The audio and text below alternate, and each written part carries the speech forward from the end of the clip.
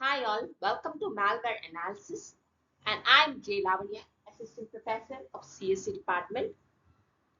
So in this video, we're going to discuss about the malware analysis, the topic called static fingerprinting the malware. Let's dive into the video. So what is meant by static fingerprinting the malware? So static malware fingerprinting, so this is a technique that is used in malware analysis to identify and classify the malicious software by examining its code and other characteristics without actually running it. So this involves creating a unique fingerprint based on various aspects of the file, such as its code structure, strings, headers, metadata, or cryptographic hashes. Okay. So, but exactly what does it mean by static fingerprinting? Yeah. So this static fingerprinting of malware involves analyzing its code and attributes without executing it. So this technique helps to identify and classify the malware based on some unique features or enabling some rapid detection and comparison across the samples. And here the key aspects of static fingerprinting in the malware is the first one, cryptographic hashes. So one of the most common methods, involves generating the cryptographic hashes like MD5, SHA-1 or SHA-256 of the malware file. So these hashes act as unique identifiers even if the malware's file name is changed. And code structure, so analyzing the code structure including the arrangement of instructions, functions and data can reveal the patterns specific to some certain malware families or types.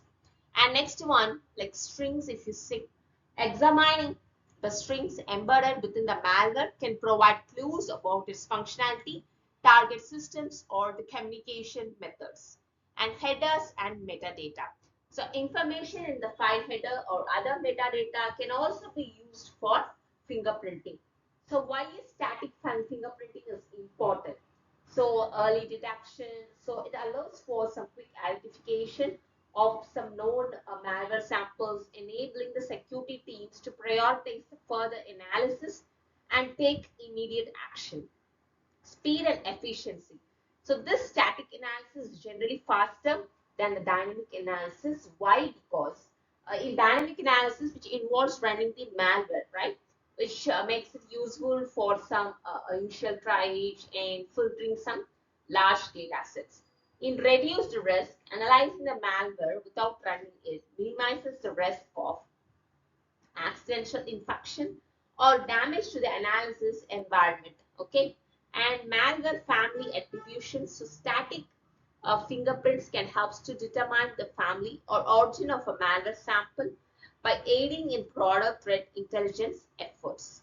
And prioritization, so static analysis can help to identify the suspicious samples that warrant further investigation using some dynamic analysis. Okay. And next, if you take the tools for static malware analysis as well as for fingerprinting, so hash my files, a tool that is used for calculating the various file hashes like MD5 or SHA-1, SHA-256, etc. And P Studio, a tool that can analyze the portable executable files and extract the informations like hashes, imports as well as strings. Okay. And IDA Pro, a powerful dissembler and debugger, is used for reverse engineering and static analysis. So in essence, I would like to say this static fingerprinting is a powerful technique for building a stronger defense against malware by enabling some rapid identification and classification based on some unique file characteristics. Okay. So this is the intro of the static fingerprinting in the malware. Okay. So next slide. So what are the fingerprinting methods? Okay.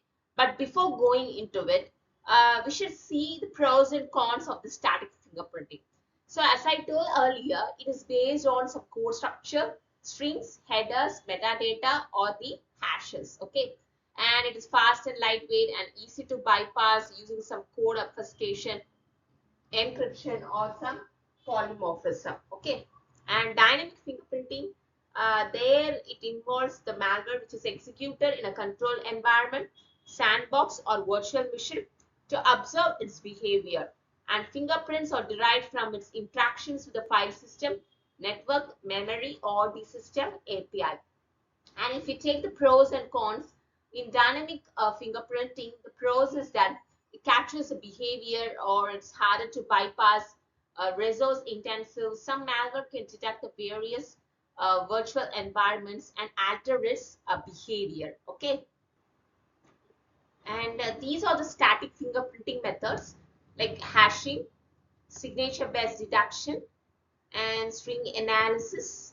Fourth one, metadata examination, and fifth one, instruction pattern analysis, and last one, import export table analysis. Okay, so there are also heuristic and AI based fingerprinting, but modern fingerprinting involves heuristic models that detect patterns similar to some known threats using a rule based or AI per logic, and this helps to catch the previous unseen or 0-day malware. Okay, so malware fingerprinting versus some signature based detection.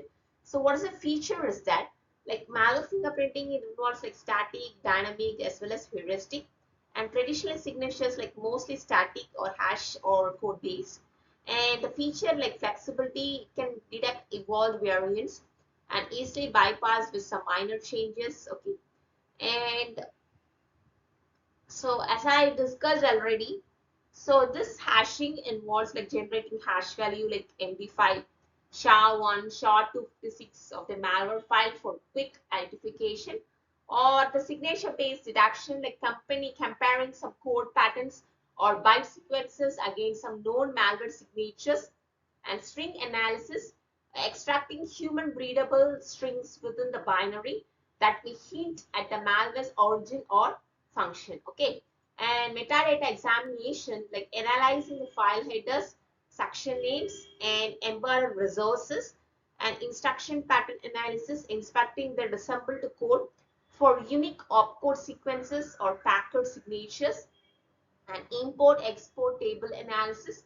evaluating the imported libraries and functions which is that's used by the malware. So these all comes under the static fingerprinting methods. Okay, and if you take the use cases of malware fingerprinting, like antivirus engines that detect known malware using some fingerprint databases, and second one, EDR and XDR tools that correlate real-time endpoint behaviors with fingerprint profiles, and third one, like SIEM systems which match the log data against the indicators of compromise, and threat intelligence platforms which collect and share the fingerprint data globally. Okay, and last one, malware analysis sandboxes that uses some fingerprinting to label and classify the malware families, and evasion techniques which is used by the malware authors like to bypass some fingerprinting. Advanced malware often uses some evasion strategies such as polymorphism or changing the code structure while keeping the function. Second one, metamorphism, rewriting the code entirely for each instance, and packing and encryption, hiding the payload inside obfuscated or encrypted wrappers. And next one, environment awareness, so detecting the sandboxes or the VM, that is the virtual machine, and altering the behavior to avoid the deduction. And living off the land like LOTL, using some legitimate tools, example partial, to execute the malicious actions, leaving some fewer unique fingerprints. Okay, and the best practices for the defender is that we can go for some hybrid reduction stack, or like we can able to combine like known quality, yes, static, dynamic, and heuristic methods for some better accuracy, and automate intelligence sharing, like integrate with some threat intelligence feeds and global databases, and implement the continuous monitoring, like monitor the files, activity, memory behavior, and the network traffic, or apply the YARA rules. So these custom rules help to identify the malware families based on some textual and binary patterns. Okay. And apart from that, static fingerprinting methods in the malware. So this involves, there are some cases where it is commonly used. So as we have discussed, there are another thing like string analysis we have discussed, and one more thing like a PE analysis, header analysis. Here, examine the portable executable header, which contains some metadata about the file, such as its architecture, compiler information, and import and export functions. And there is one more method like called fuzzy hashing. So, employing techniques like SSD or which generate some fuzzy hashes that are less sensitive to some minor changes, the malware code, allowing for the identification of variants of the same malware. Okay, and that code structure analysis. So here, examine the overall structure and organizations of the malware code, including the control flow and basic blocks, to identify the patterns that can be used for classification. Okay, and metadata examination we have discussed already. And there are some tools that is used for static fingerprinting in malware, like a website that allows users to upload the files and scan them against some multiple antivirus engines and databases, using file hashes to identify the known malware.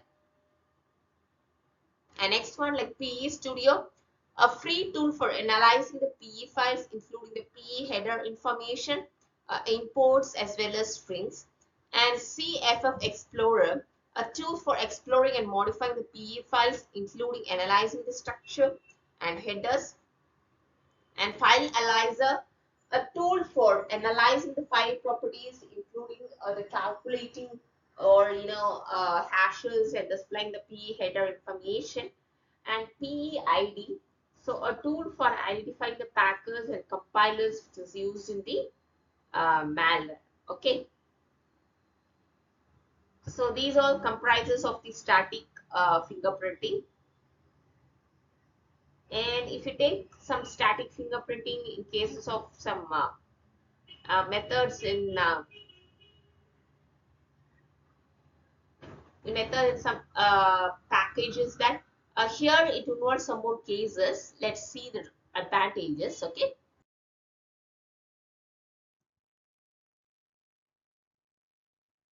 Okay, so just a minute. Okay, so what are the advantages of using is that, so here it involves fast detection with the executing the malware, and it is useful for some various initial triage and large scale scanning. Okay, and apart from that, we have some more advantages with respect to the static fingerprinting. And we see it with fast detection, so automatically it will be very, you know speed and efficient will be very higher. It's generally faster than the dynamic analysis, as it doesn't require running the code. Okay, and next one, if you take in case of the safety precautions, right? So safety is also a concern here. It uses there is no risk of malware harming the analysis environment. And comprehensive analysis, like static analysis, can examine the entire code, potentially covering all possible execution paths. And low resource utilization, it requires fewer resources like CPU, memory usage, compared to the dynamic analysis, which makes it suitable for systems with some limited uh, resources. Okay, and next one, if you take the limitations, right, or the disadvantages, drawbacks, it can be evaded through some obfuscation, packing, or polymorphism. And it is less effective against heavily obfuscated or mutated malware. Okay. Other drawbacks of this static fingerprinting, if you take, ineffective against obfuscation, like malware often uses some obfuscation techniques or encryption code modification to hide its true nature, which can bypass this static analysis. And limited detection of runtime behavior. So static analysis cannot detect the malware's runtime behavior or dynamically generated code, and it's not ideal for some zero-day attacks. It struggles to detect the zero-day attacks where the malware is previously unknown, and potential for false positive. Static analysis can sometimes misidentify benign programs as malicious, leading to false positive. Yeah, and last but not the least, difficulties with polymorphic and metamorphic malware. So malware that changes its code to evade the detection that is polymorphic or metamorphic can bypass the static analysis. Okay, and static fingerprinting, like real time, cases. What is that? If you take in India, yes, there is some. I don't know whether you hear this or not. Okay, real-time cases like in malware, if you take, there are so many cases opposing. And the first thing is that in India, nearly I think around like 3 or 4 months before, at a Sapphira, Sapphira, we are committed. They deliver as the Indian bank app. So here, there, and intelligence and emerging cyber threats and artificial tactics targeting the individuals and organizations. So they represent an in-depth analysis of a malicious Android application designed to impersonate some legitimate Indian banking apps to facilitate some credential theft or surveillance and unauthorized financial activity.